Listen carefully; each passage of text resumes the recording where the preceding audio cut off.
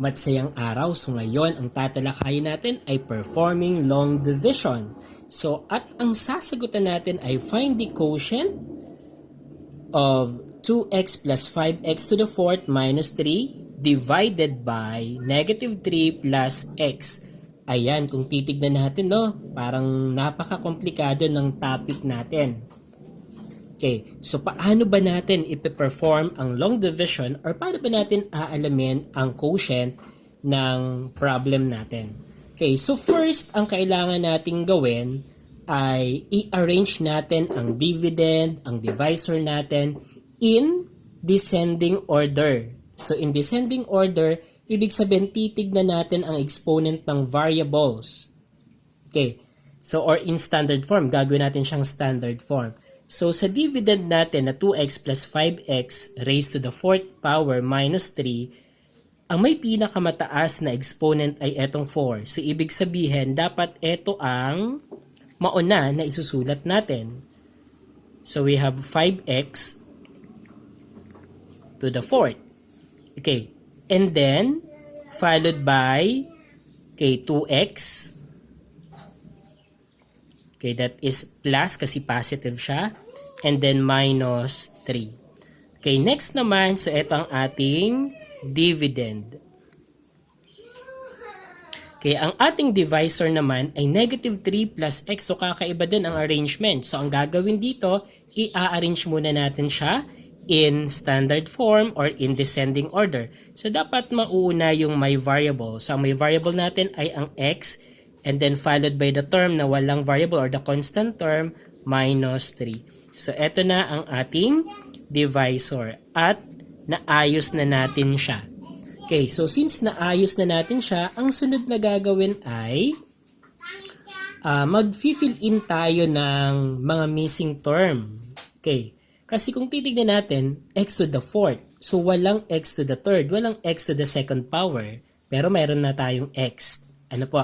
So, doon sa mga kulang ay maglalagay tayo ng 0x to the third, 0x to the second power. Okay. So, gawin natin at ilagay na natin siya dito sa paper natin. So, mauuna, we have 5x to the fourth power. Walang x to the x cube or x to the third power. Maglalagay tayo dito ng x to the third power pero ang coefficient niya ay 0. Take note that 0 times any expression is equal to 0. Kaya, okay lang na maglagay tayo ng ganito sa kanya. Okay, next. Meron bang x squared or x to the second power? Wala. So, maglalagay din tayo ng x to the second power. Lalagyan din natin ng 0. Okay, next. Meron na ba tayong x to the first or x lamang? Meron. So, we have this one. So, plus 2x. Okay, after nyan, ay constant term na. Ang constant term natin ay minus 3. Okay.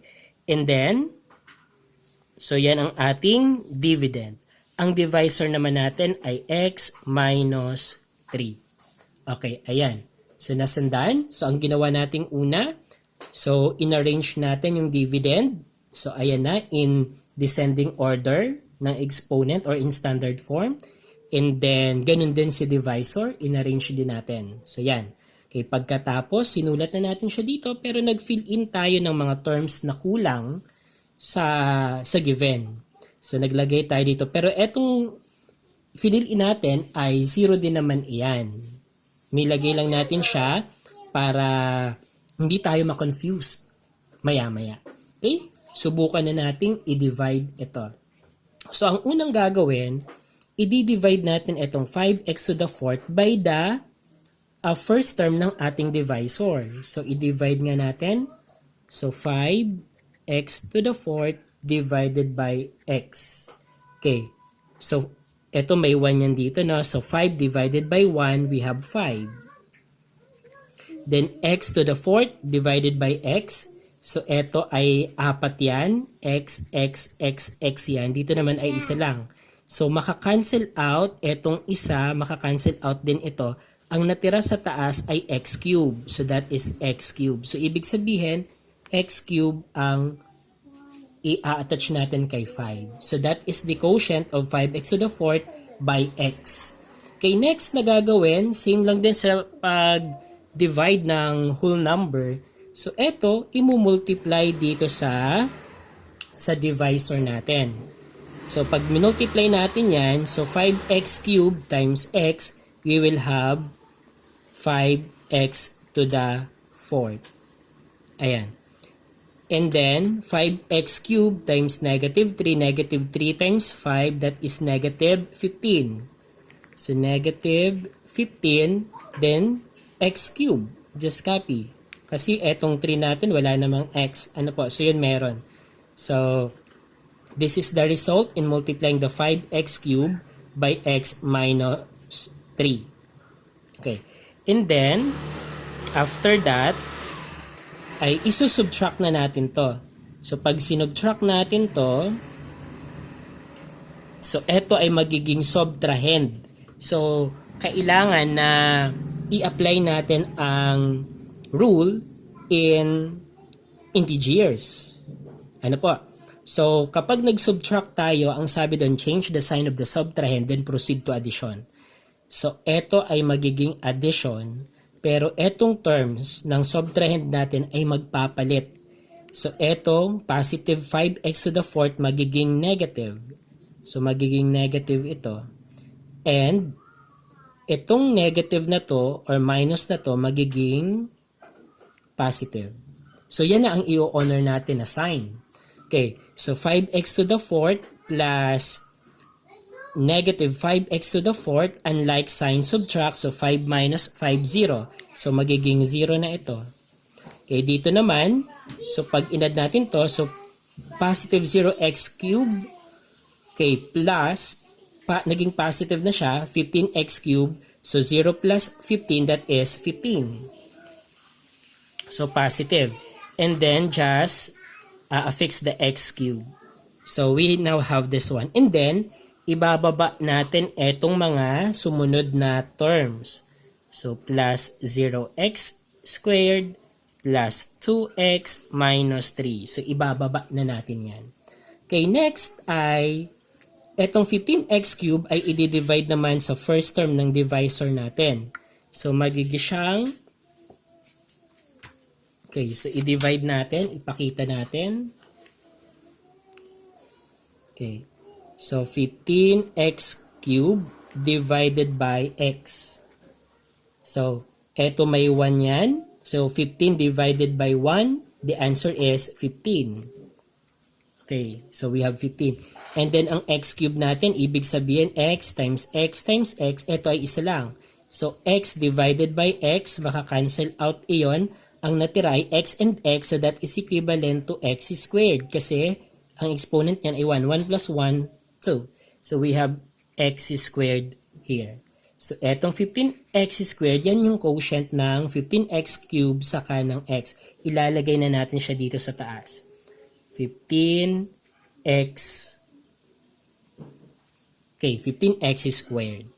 Okay, next, etong 15x squared ay imumultiply natin kay divisor nang mailagay natin dito ang product. So, i-multiply natin.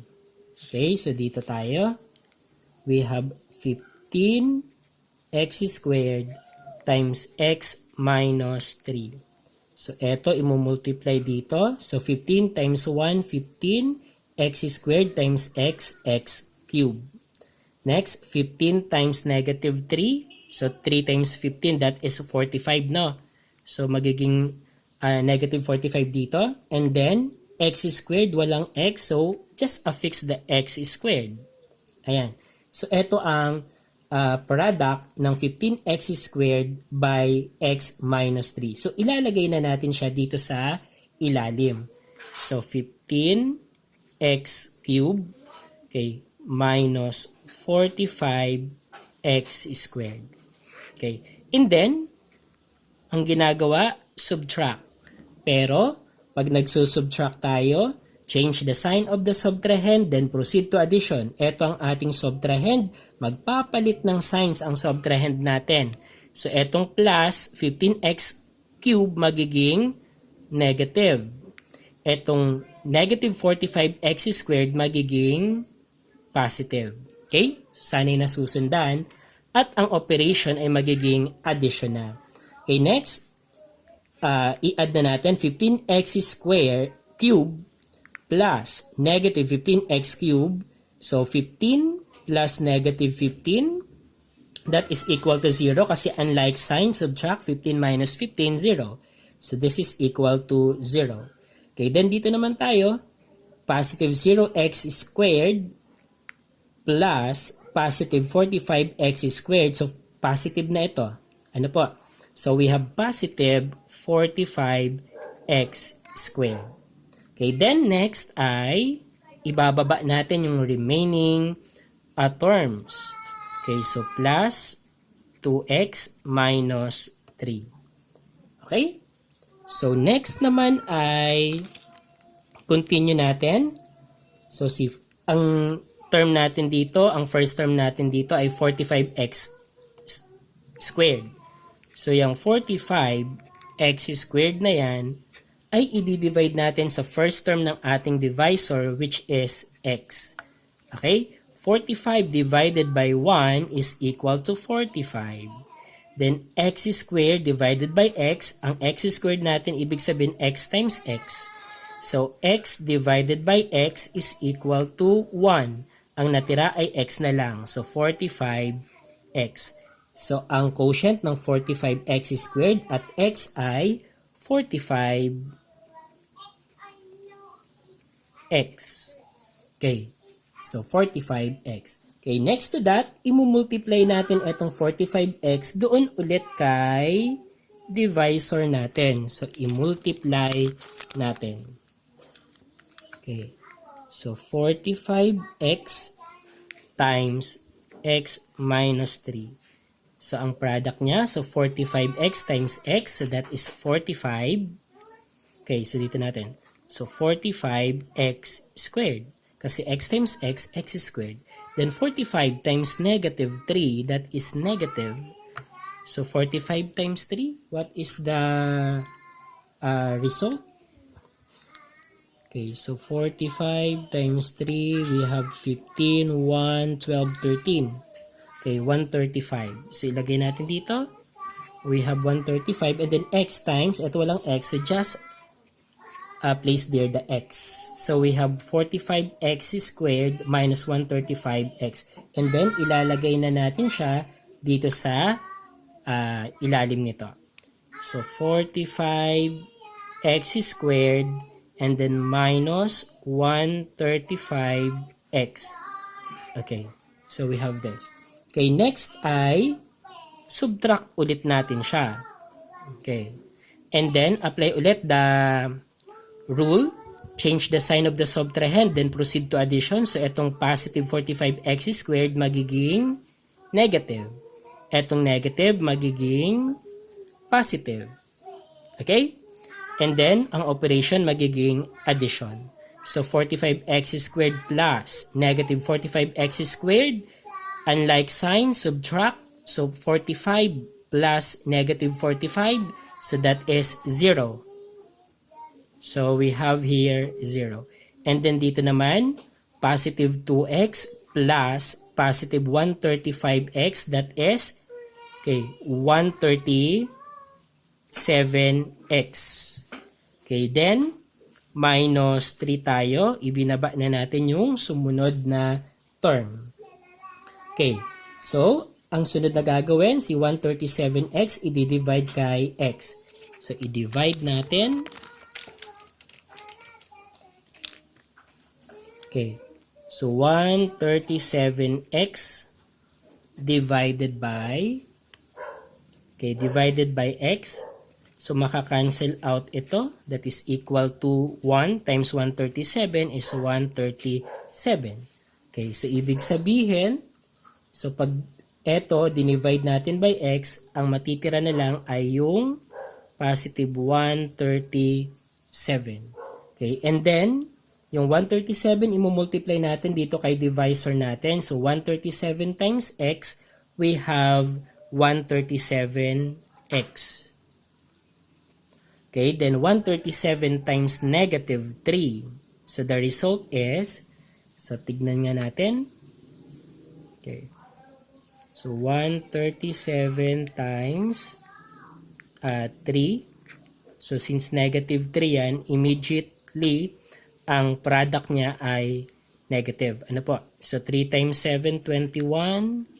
So 2, 3 times 3, 9, 10, 11.